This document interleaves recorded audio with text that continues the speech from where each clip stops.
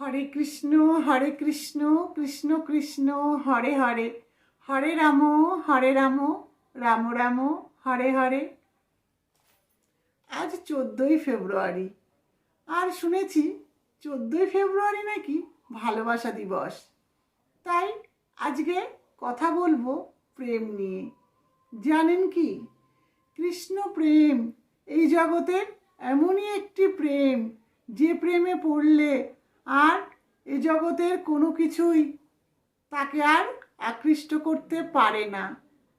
তাই প্রেমে যদি পড়তেই হয় তাহলে ভগবান শ্রীকৃষ্ণের প্রেমে পড়ুন, যিনি ইহকাল ও পরকালের বন্ধু হবেন।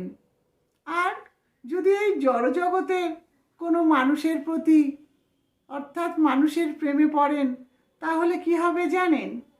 হয়তো 2 দিন থাকবে, 3 দিনের দিন স্বার্থ ফুরিয়ে গেলে প্রেমও ফুরিয়ে যাবে। তাই বলবো, ভগবানের সাথে প্রেম করুন, কখনো চোখের জল ফেলতে হবে না, কারণ তিনি হলেন আমাদের নিত্য সঙ্গী। আর এই নিত্য সঙ্গীর প্রেমে পড়লে তার জীবন হবে সুন্দর। তাই বলবো, 14ই ফেব্রুয়ারি ভালোবাসার দিন, শুধুমাত্র ভগবান শ্রীকৃষ্ণের প্রেমে পড়ে নিজেকে ধন্য করুন। হরে কৃষ্ণ।